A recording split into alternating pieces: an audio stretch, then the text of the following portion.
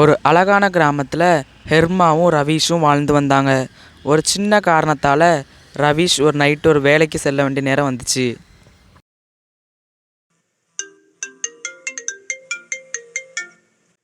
இந்த நேரத்தில் யார் ஃபோன் அடிக்கா? ஹலோ ஸ்ரீமதி. சொல்லுமா. எங்கள் வீட்டுக்கு பிற எவ்வளோ நேரங்க ஆகும்? மணி 2 மணி ஆக போகுது.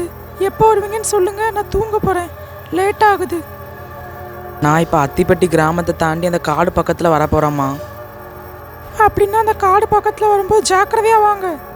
சரி, நான் வர லேட் ஆகிட்டுனா கதவை அடைச்சிரு. நான் வந்தோன்னா ஃபோன் அடிக்கேன், சரியா? சரிங்க, நீங்கள் அந்த காடு பக்கத்தில் வரும்போது ஜாக்கிரதையாக வாங்க. சரி ஹெர்மா, நான் வர லேட் ஆகிட்டுனா கதவை அடைச்சிரு. நான் இன்னும் கொஞ்ச நேரத்தில் வந்துடுவேன். வந்தோன்னா ஃபோன் அடிக்கேன். சரிங்க.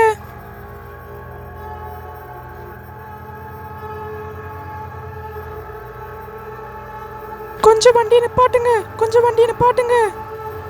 எங்க என்னாச்சு? இந்த ராத்திரி நடு ரோட்டில் நின்றுட்டு இருக்கீங்க?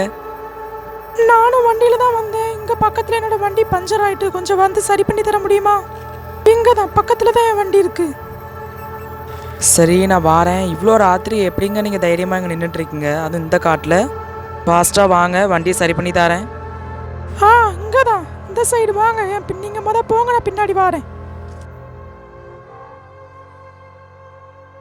இன்னைக்கு எனக்கு ரத்த பலி கிடைச்சிட்டு, இவன் தான் இன்னைக்கு என்னோட வேட்டை. சாக போறடா. என்னோட பல நாள் பசி இன்னைக்கு தீக்க போறேன்.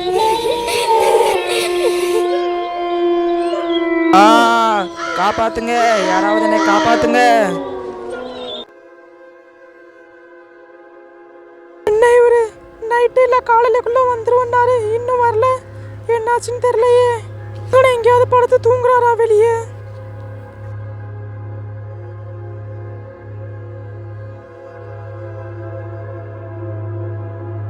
ஆமாடி, யாருன்னு இன்னும் யாருக்கும் தெரியல. அதே காட்டில் தான் இருக்காங்க. நம்ம கிராமத்து மக்களும் அங்கே இருக்காங்க பாதி பேர்.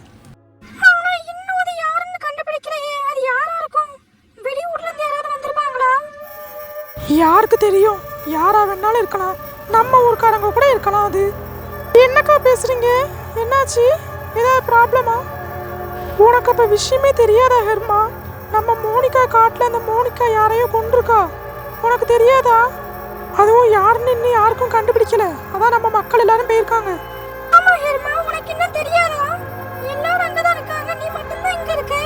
உனக்கு விஷயமே தெரியாதா? ஒருவேளை அது ரவீஷா இருக்குமா? ரவீஷ் ரவீஷ் அதுக்கு ரவீஷ்னு கத்திட்டு போறா. ஒருவேளை அது இவளோட புருஷனா இருக்குமோ? எனக்கும் அதே சந்தேகம் தான். வா, நம்மளும் போய் பார்க்கலாங்க.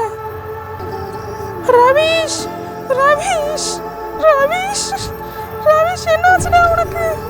ரவீஷ், நான் உன்னைய பார்த்து ஜாக்கிரதையா வான்னு சொன்னல ரவீஷ். எதுக்காக இந்த காட்டை தாண்டி வந்த? எதுக்காக வந்த? நான் இப்ப என்ன பண்ணுவேன்? எனக்கு இந்த ஒரே இது நீ மட்டும்தானே. உனக்கா நான் உன்னை சும்மா விட மாட்டேன். என் புருஷனை கொண்டு நீ பெரிய தப்பு பண்ணிட்ட. உன்னை நான் அழிப்பேன். அது மட்டும் முடியாதுமா ஹெர்மா. ஏன் முடியாது? என்னோட அப்பாவி புருஷனை அவ கொண்டிருக்காளே. அவ உன்னோட புருஷனை மட்டும் கொல்லலமா ஹெர்மா. இந்த ஊர்ல இருக்கிற எல்லாத்தையும் அவ காவு வாங்கிட்டு இருக்கா.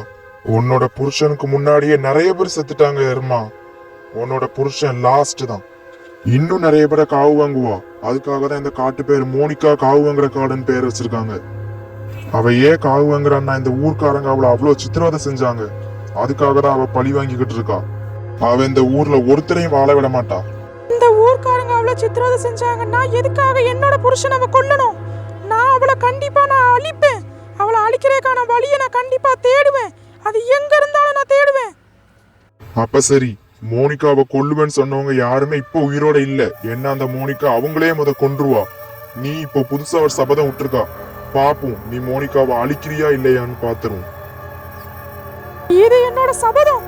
கண்டிப்பா நான் அந்த மோனிகாவை அழிப்பேன். இந்த ஊருக்கு நிம்மதியை வாங்கி தருவேன். சரிம்மா, நீ எங்க ஊருக்கு புதுசுங்கிறனால நான் சொல்றேன். இந்த ஊருக்கு சட்டப்படி யார் யார் எங்கெங்க இறக்குறாங்களோ அதே இடத்துல எரிச்சிருவோம் நாங்க. இப்போ உன்னைய புருஷனையும் நாங்க எரிக்க போறோம். ஆமாமா, உன்னோட புருஷனை எரிக்க வேண்டிய நேரம் வந்தாச்சு. சீக்கிரம் எல்லாம் எரிக்கிறதுக்கு வேலையை பாருங்க.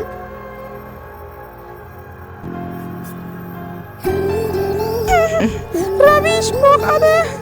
ரவீஷ் ரவீஷ் ரவீஷ் ரவீஷ். தைதடி, அது ஹெர்மாவோட புருஷன் தானாமே, அப்படியா? ஆமாக்கு, நாங்க தான் காலையிலேயே நானும் பாத்திமாவும் பேசிட்டு இருந்தோம். அப்பந்தான் இவ ஓடுனா குடுன்னு. எதுக்குன்னு தெரியல, பார்த்தா அது அவ புருஷன் தான் போல. அவ புருஷன் சாவுக்கு கண்டிப்பா இவ தான் காரணம், தெரியுமா? ஏன்க்கா, ஏன் இவ காரணம்? அவன் புருஷன் செத்தேக்கு எதுக்கு இவ எதுக்கு காரணம்?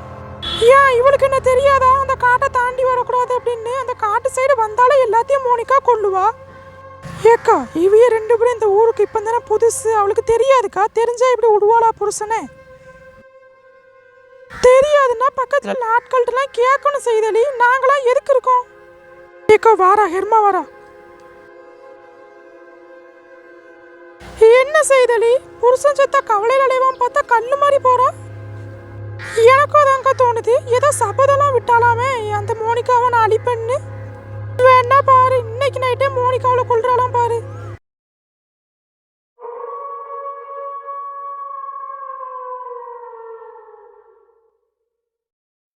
நீ என்னைய கொல்லுவியா ஹெர்மா? அதுக்கு நீ உயிரோட இருக்கணுமே ஹெர்மா. இன்னைக்கு நைட்டே உன் சோழியை முடிச்சிடுறேன், இப்ப பாரு.